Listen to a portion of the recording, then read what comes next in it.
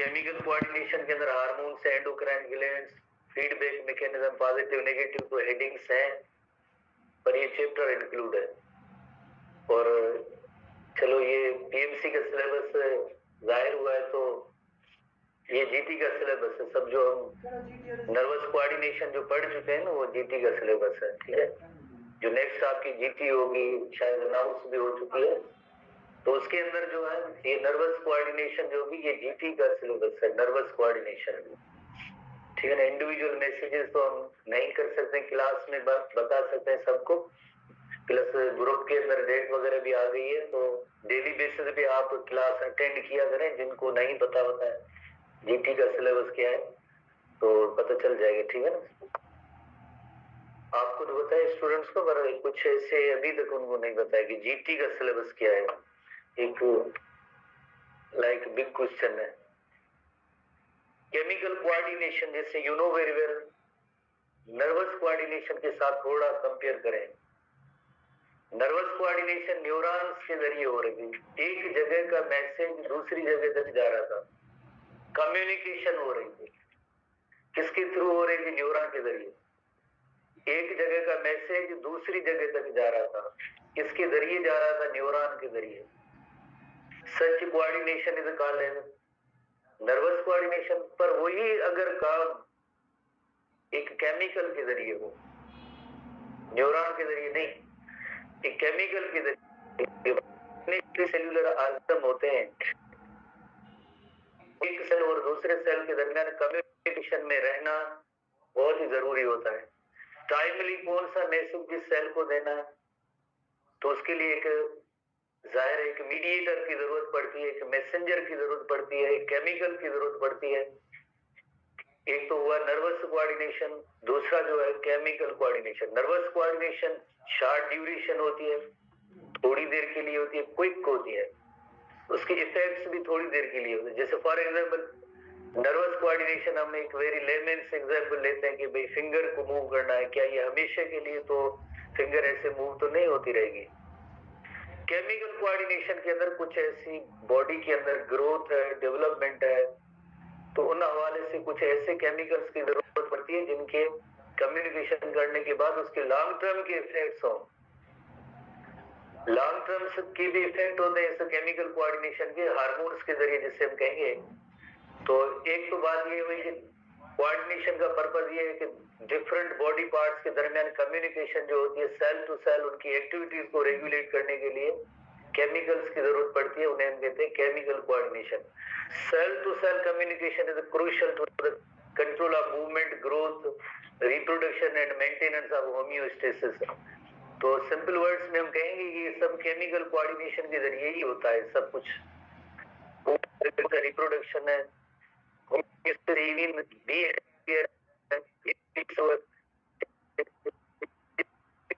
से होती है, तो multi cell to cell communication करते रहते हैं। तो उनकी 3 कैटेगरीज होती है ऐसे केमिकल्स जो कम्युनिकेशन में या ग्रोथ डेवलपमेंट है या रिप्रोडक्शन है, तो उनमें 3 टाइप के कौन से केमिकल्स ओवरऑल, एक न्यूरोट्रांसमीटर, फेरोमोन्स है और हार्मोन्स है। न्यूरोट्रांसमीटर को हम प्रीवियस सेक्शन के अंदर सीख चुके हैं कि कौन कौन सी कैटेगरीज है न्यूरोट्रांसमीटर की। आपने जैसे एक मसल कंट्रेक्शन के हवाले से पढ़ा था, एसिटाइलकोलिन है, इपिनेफ्राइन, नॉर एपिनेफ्राइन, डोपामिन, सीरोटोनिन, ये एक्साइटेटरी न्यूरोट्रांसमीटर की हेडिंग में आप पढ़ चुके हैं। तो एनीवे ये काफी सारे न्यूरोट्रांसमीटर्स होते हैं, ये भी एक तरह से केमिकल ही है, बिकॉज जो नर्व इंपल्स की जो नेचर है वो इलेक्ट्रोकेमिकल नेचर है, पर थ्रू केमिकल्स होगा तो प्योरली हम उससे कहेंगे कि ये केमिकल कोऑर्डिनेशन है। एक और केमिकल होते हैं जिन्हें फेरोमोन्स कहते हैं, और तीसरे जो केमिकल्स हैं उन्हें हम हार्मोन्स कहते हैं। हमारे इस चैप्टर के अंदर जो मेन सेक्शन है वो हार्मोन्स है, जो एंडोक्राइन ग्लैंड्स की सीक्रेशन है जिन्हें हम कहते हैं हार्मोन्स कहते हैं। एंडोक्राइन ग्लैंड्स की सीक्रेशन को हम हार्मोन्स कहते हैं। फेरोमोन्स जो कुछ ऐसे एनिमल्स होते हैं जो इतना जैसे डिफाइंड इनका बिग रोल जैसे नहीं, जैसे फॉर एग्जांपल एक बटरफ्लाई का वेरी कॉमन एक एग्जांपल फेरोमोन्स के हवाले से दिया कि एक एरिया है, इस एरिया के अंदर एक बटरफ्लाई और दूसरा बटरफ्लाई बहुत ही दूर 30 किलोमीटर से ज्यादा डिस्टेंस पे जैसे ये मौजूद है, पर एक दूसरे को जैसे कैसे कम्युनिकेट करते हैं, जैसे आजकल मॉडर्न मशीन्स का दौर है, डिवाइसेस का दौर है, हम तो बता दें कि हम आपका तो लोकेशन सेंड करते हैं, हम उसको जो फाइंड कर लेते हैं लोकेशन के बेसिस पे। पर ये जो ऐसे इंसेक्ट्स वगैरह ना इनके पास मोबाइल है ना लोकेशन का कोई डिवाइस है, कैसे एक दूसरे को रिकॉग्नाइज करेंगे या आइडेंटिफाई करेंगे? तो फिर ये क्या करते हैं, एक किस्म की केमिकल सीक्रेट करते हैं, और वो केमिकल से एटमॉस्फेयर में जो मौजूद होता है, इन केमिकल्स को डिटेक्ट करना, ये पर्टिकुलर टाइप की स्पीशीज ही डिटेक्ट कर सकती है। ये जो because they are specific in nature, same species उनको रिकॉग्नाइज करेगी, कोई दूसरी स्पीशीज उसके केमिकल्स, इन केमिकल्स का किसी दूसरी स्पीशीज पे कोई इफेक्ट नहीं होगा। ओनली वही पर्टिकुलर टाइप की स्पीशीज एक दूसरे को आइडेंटिफाई करेगी, रिकॉग्नाइज करेगी, लोकेशन डिटरमाइन करेगी थ्रू इन केमिकल्स की मदद से, जिन्हें कहते हैं फेरोमोन्स कहते हैं, that are called the pheromones. कोई इसका बिग रोल नहीं है, जस्ट एक बुक के अंदर एक छोटी डेफिनेशन है। मेन जो सेक्शन होगा वो हमारा हार्मोन्स होगा, जो हम डिटेल में डिस्कस करेंगे। The secretions of endocrine glands are called hormone, the secretion of endocrine glands are called hormone. और ये बेसिक जो डेफिनेशन है, न्यूरोट्रांसमीटर तो हम पढ़ चुके हैं कि chemical messenger between the neurons, discussed in previous chapter, जो हम पहले ही डिस्कस कर चुके हैं। कोई स्टूडेंट है जिनने बिटवीन न्यूरोट्रांसमीटर की कैटेगरी बताई, जिनने भी जो हमारे बुक में mention, gamma gamma amino acid aspirate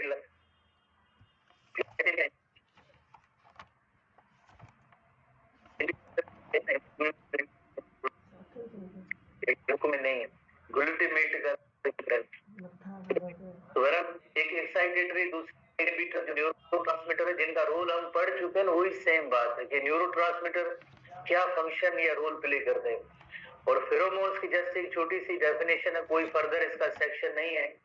chemical secreted by an organism in minute amount to stimulate the particular reaction from another organism of the same species, यानी वो वही स्पीशीज उस केमिकल को रिकॉग्नाइज कर सकती है, आइडेंटिफाई कर सकती है, या हम कहें उस केमिकल का सिर्फ उसी पर्टिकुलर स्पीशीज पे इफेक्ट हो सकता है, सब पे, क्योंकि हर एक ऑर्गेनिज्म के अंदर के पर्टिकुलर टाइप के केमिकल्स होते हैं, वही जो रिलीज होते हैं, तो वही उनको रिकॉग्नाइज कर सकते हैं।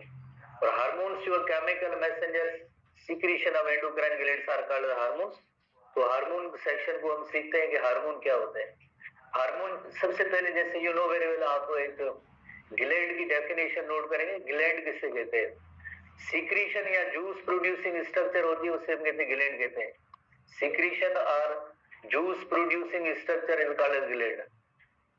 कोई भी जैसे ऐसी स्ट्रक्चर जो सीक्रेशन या जूस प्रोड्यूस करती है, तो उसे हम कहते हैं ग्लैंड कहते हैं।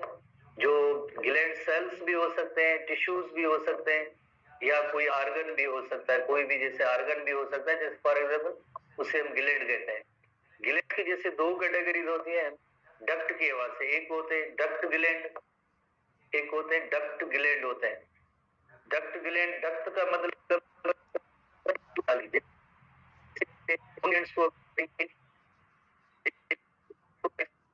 एक्सोक्राइन ग्लैंड्स और डक्ट ग्लैंड्स। जैसे लिवर का हम एक एग्जांपल ले सकते हैं। लिवर जो एक हमने जैसे होगा, लिवर की सीक्रेशन बाइल डक्ट के जरिए, बाइल डक्ट के जरिए ड्यूटीनम में आता है। ये जो इसका जो प्रोडक्ट जो भी है सीक्रेशन है, ये जो कहलाएगा डक्ट ग्लैंड।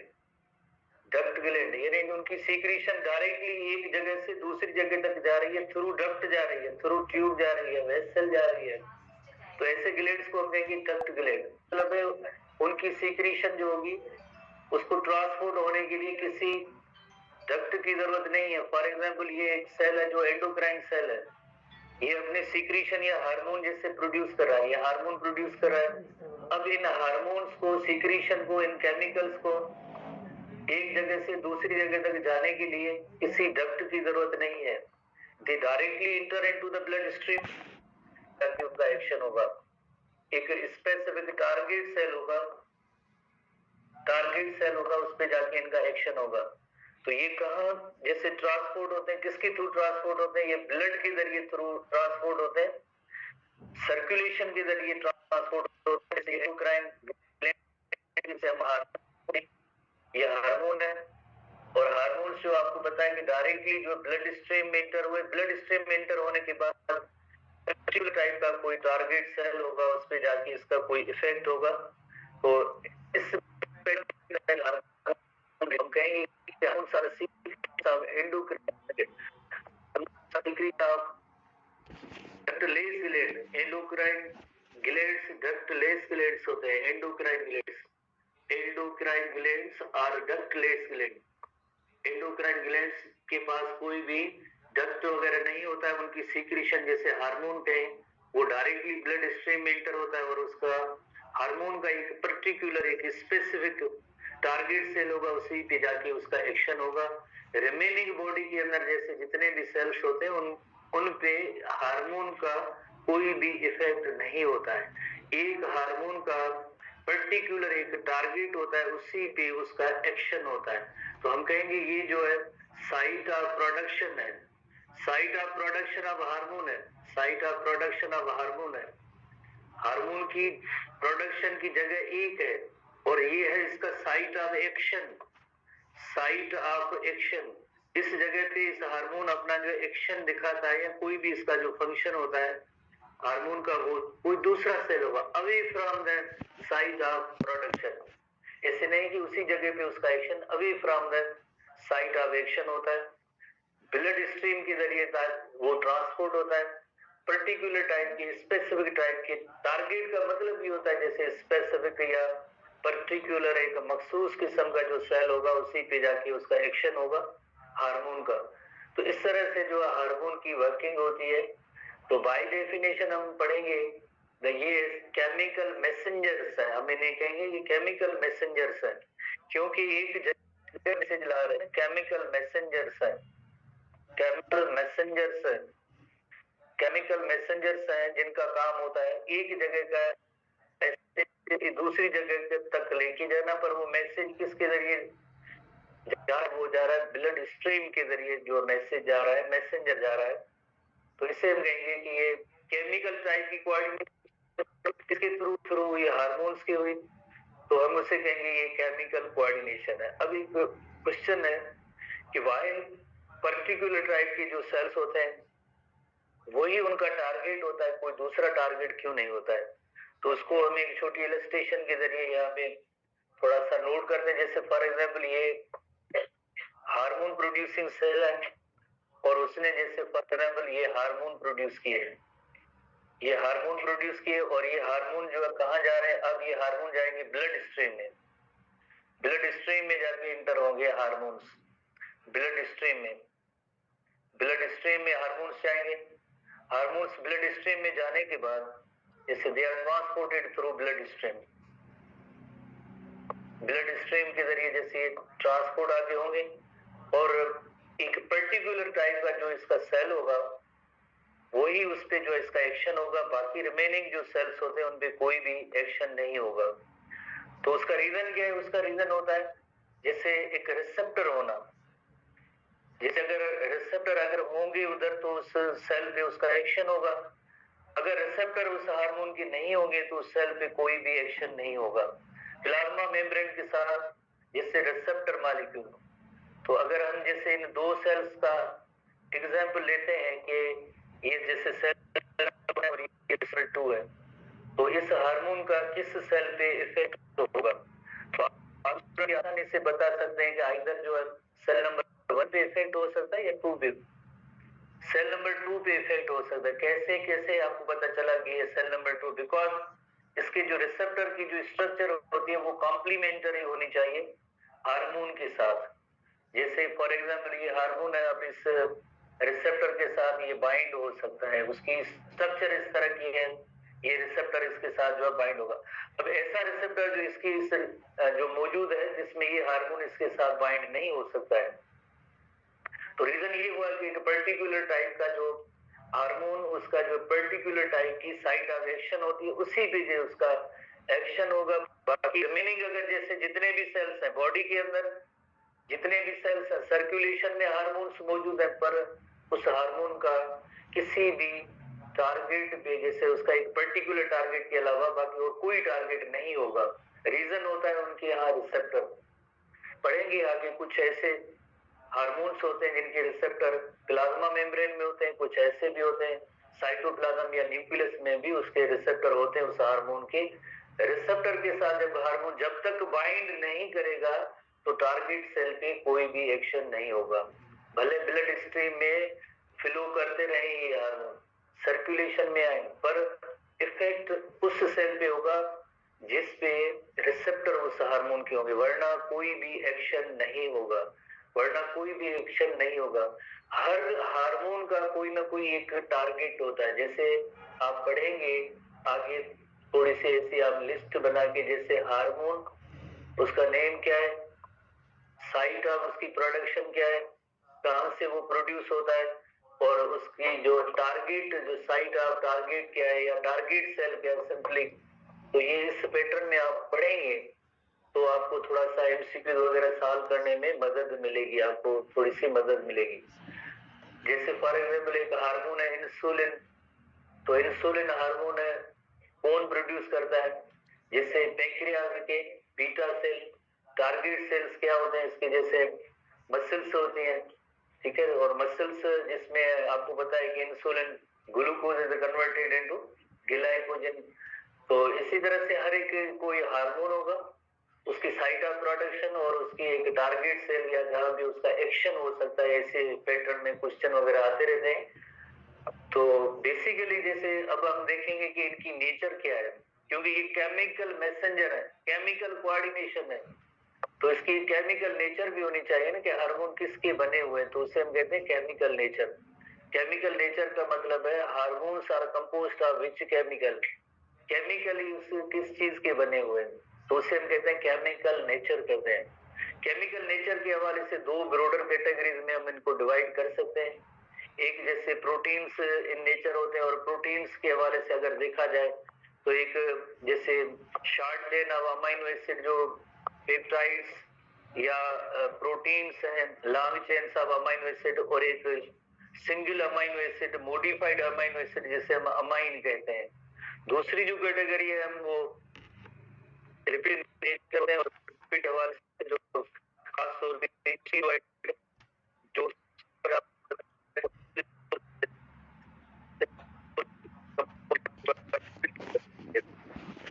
कैटेगरी है दो है।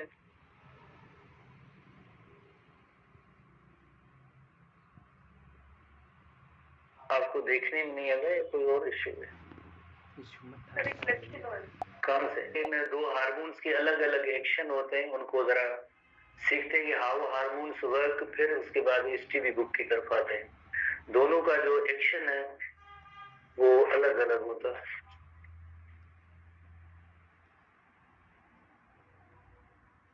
सबसे पहले हम जैसे आते हैं लिपिड के हार्मोन, स्टीरॉयड हार्मोन के एक्शन पे आते हैं। जैसे for example you know very well कि हार्मोन प्रोड्यूसिंग एक जैसे सेल है, इसने हार्मोन कोई प्रोड्यूस किया, कोई भी हार्मोन जैसे हार्मोन प्रोड्यूस किया, उसके बाद ये हार्मोन कहा जाएगा, यकीनन ब्लड स्ट्रीम में जाएगा।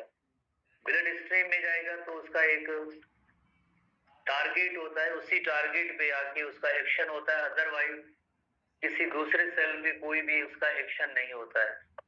ब्लड स्ट्रीम में इंटर हुआ ये हार्मोन, इंटर होने के बाद एक पर्टिकुलर टाइप का जो सेल होगा उस पे एक्शन होगा। जैसे ये ऐसा सेल जिसपे इस हार्मोन का एक्शन है, हम उसको ये डिफाइन करेंगे, इसका जो टारगेट सेल है, ये इसका टारगेट सेल है, इस पे जो आपका एक्शन होना है टारगेट सेल। तो ये इस टारगेट सेल की प्लाज्मा मेम्ब्रेन है, प्लाज्मा मेम्ब्रेन है, जो छोटे छोटे जैसे क्वेश्चंस, ये इसकी जो है न्यूक्लियर मेम्ब्रेन है, you know very well, nucleus है तो यकीनन इसकी न्यूक्लियर मेम्ब्रेन होगी, न्यूक्लियर मेम्ब्रेन होगी, न्यूक्लियस न्यूक्लियर मेम्ब्रेन।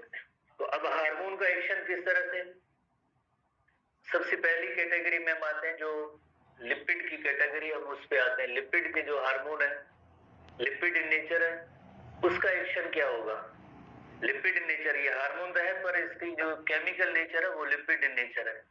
तो ये हार्मोन ब्लड स्ट्रीम से होता हुआ, ब्लड स्ट्रीम से होता हुआ देन एक टारगेट सेल तक आया है। टारगेट सेल की प्लाज्मा मेम्ब्रेन को भी ये क्रॉस कर सकता है। क्यों क्रॉस कर सकता है? व्हाई? बिकॉज क्यों क्रॉस करेगा? बिकॉज इस प्लाज्मा मेम्ब्रेन के अंदर जो मेन फैब्रिक है, मेन कंस्टिट्यूएंट है, वो फास्फोलिपिड है। तो फास्फोलिपिड होने की वजह से इनको जो है क्रॉस करने की इजाजत होती है। लिपोफिलिक जिसे हम कहते हैं, लिपोफिलिक इन नेचर, तो उन मॉलिक्यूल्स को अलग है, वो प्लाज्मा मेम्ब्रेन को क्रॉस कर सकते हैं। इधर आप आएंगे तो मुख्तलिफ बुक्स के अंदर ये है कि रिसेप्टर है, किन के अंदर ऐसे लिखा हुआ है कि जैसे साइटोप्लाज्म के अंदर और एज वेल एज न्यूक्लियस के अंदर भी इस हार्मोन के जो है रिसेप्टर मॉलिक्यूल्स होते हैं, रिसेप्टर्स होते हैं। ये इसका जो रिसेप्टर होगा तो इससे टारगेट सेल पे इसका एक्शन होगा, अदरवाइज नहीं होगा। ये रिसेप्टर के साथ बाइंड होंगे। रिसेप्टर के साथ बाइंड होने के बाद ये जो हार्मोन्स है देन और रिसेप्टर दोनों किधर आएंगे? न्यूक्लियर मेम्ब्रेन को भी क्रॉस कर सकते हैं। और किन बुक्स में जैसे इधर एक रिसेप्टर दिया जाता है कि भाई ये न्यूक्लियस के अंदर रिसेप्टर मौजूद है। रिसेप्टर मॉलिक्यूल्स का होना बहुत जरूरी होता है टारगेट सेल में, अदरवाइज इस हार्मोन का कोई भी एक्शन नहीं होगा। ये हार्मोन रिसेप्टर कॉम्प्लेक्स होगा। अब न्यूक्लियर मेम्ब्रेन को भी इसने क्रॉस किया है। क्रॉस करने के बाद जैसे अब इसके अंदर जो जेनेटिक मटेरियल है, डीएनए या पर्टिकुलर टाइप का जो जीन होता है, उस जीन को देन ये स्टिमुलेट करेंगे। जीन क्या होता है? एक सेगमेंट ऑफ डीएनए होता है जिसके अंदर अमाइनो एसिड को कोड करने की सलाहियत होती है। तो इस डीएनए में से आगे जो है मैसेंजर आरएनए बनता है। You know very well, protein synthesis की मैकेनिज्म के अकॉर्डिंगली डीएनए से एमआरएनए या मैसेंजर आरएनए बनेगा। जाहिर है जीन को ये स्टिमुलेट करते हैं ट्रांसक्रिप्शन के लिए, तो उसके नतीजे में एमआरएनए या मैसेंजर आरएनए बनता है। MRNA you know protein factories जिन्हें राइबोसोम्स कहते हैं, ये राइबोसोम्स आर प्रोटीन फैक्ट्रीज। और इधर ये मैसेंजर आरएनए आया, एमआरएनए आया, और उसने क्या किया? एक प्रोटीन बनाने का अमल जो है स्टार्ट किया। प्रोटीन फॉर्मेशन का अमल स्टार्ट हुआ, अमीनो एसिड्स असेंबल होंगे और उसके नतीजे में जो है प्रोटीन्स बनेंगे। Proteins are nothing but enzymes होंगे जो इस टारगेट सेल के पे अपना जो कोई एक्शन दिखाएंगे। टारगेट सेल से जो अपना जो एक्शन दिखाते हैं, प्रोटीन प्रोड्यूस करके भी एक्शन दिखा सकते हैं।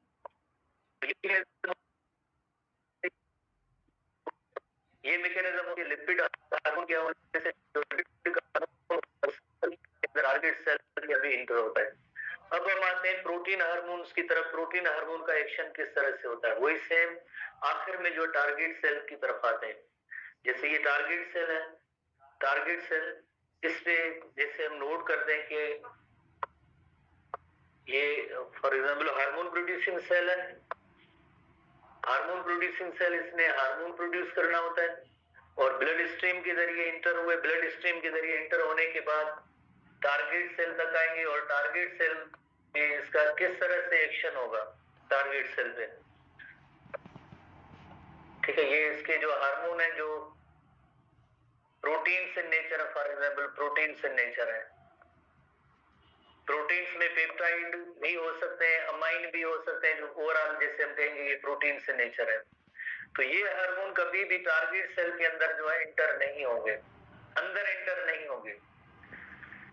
इधर इनके होंगे रिसेप्टर मॉलिक्यूल होंगे, बिकॉज ये लिपोफिलिक जो नहीं है, लिपोफिलिक नहीं है, तो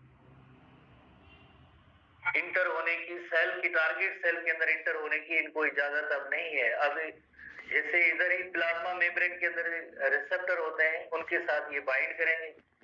रिसेप्टर होते हैं, जैसे हार्मोन और रिसेप्टर कॉम्प्लेक्स बनेगा, हार्मोन रिसेप्टर कॉम्प्लेक्स बनने के बाद प्लाज्मा मेम्ब्रेन के अंदर जैसे इनएक्टिव एंजाइम होते हैं, पहले इनएक्टिव एंजाइम मौजूद होता है, वो inactive enzyme active enzyme active form हो जाएगी। Inactive enzyme, it becomes active enzyme, particular adenylate enzyme. Adenylate enzyme.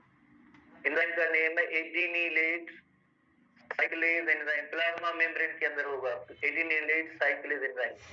First year के अंदर सेल चैप्टर के अंदर अगर आपको थोड़ा बहुत याद है, सेल चैप्टर के अंदर तो उसमें आपने पढ़ा होगा कि प्लाज्मा मेम्ब्रेन के अंदर भी कुछ एक एंजाइम्स होते हैं। तो एडिनिलेट साइक्लेज एंजाइम, फर्स्ट ईयर का अगर आप बुक ओपन करेंगे तो आपको ये चीजें नजर आ जाएंगी। एडिनिलेट साइक्लेज एंजाइम देन क्या करेगा, इंपॉर्टेंट, एडिनोसिन ट्राइफॉस्फेट या एटीपी जो होता है उसको CAMP में कन्वर्ट करना। CAMP, adenosine triphosphate, adenosine monophosphate, ATP, adenosine triphosphate और एडिनोसिन मोनोफॉस्फेट, एडिनोसिन ट्राइफॉस्फेट और adenosine monophosphate, cyclic adenosine monophosphate, CAMP short form में उसे कहेंगे।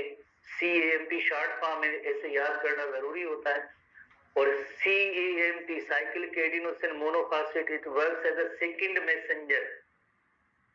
फर्स्ट मैसेंजर क्या है इसके अंदर, तो फिर फर्स्ट मैसेंजर हार्मोन है, वो इस टारगेट सेल तक आया ही नहीं, हार्मोन इस टारगेट सेल के अंदर इंटर ही नहीं हुआ, पर ये अपने इस हार्मोन ये है, पर अपने सारे काम जो है किसके जरिए, एक सेकंड मैसेंजर के जरिए, ये हार्मोन है। पर ये हार्मोन कभी भी सेल के अंदर इंटर नहीं, और इस सेल के जितने भी जो इसके फंक्शन होंगे हार्मोन के, या जो टारगेट्स होंगे या एक्शन होंगे, थ्रू सेकंड मैसेंजर ये परफॉर्म होगा। सेकंड मैसेंजर ही इस टारगेट सेल पे जो इसका हार्मोन का इफेक्ट होगा, ये जो सेल है ये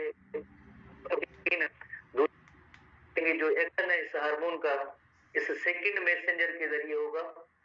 तो प्रोटीन हार्मोन होते हैं वो कभी भी टारगेट सेल के अंदर इंटर नहीं होते, वो अपना जो एक्शन होगा एक सेकंड मैसेंजर के जरिए जो करेंगे, सेकंड मैसेंजर के जरिए। इसमें एक लफ्ज सिग्नल ट्रांसडक्शन भी एक आगे इस्तेमाल हुआ, जिसको हम कल सीखेंगे। फिलहाल बेसिक मैकेनिज्म सीखे, कल हम इस टीवी बुक को भी देखेंगे कि कौन कौन से हार्मोन, उनकी कौन कौन सी कैटेगरीज है। बट बेसिक मैकेनिज्म पढ़ने के लिए, समझने के लिए इन डायग्राम्स को आप ध्यान में रखेंगे तो कल हम मजीद इसको डिस्कस करेंगे।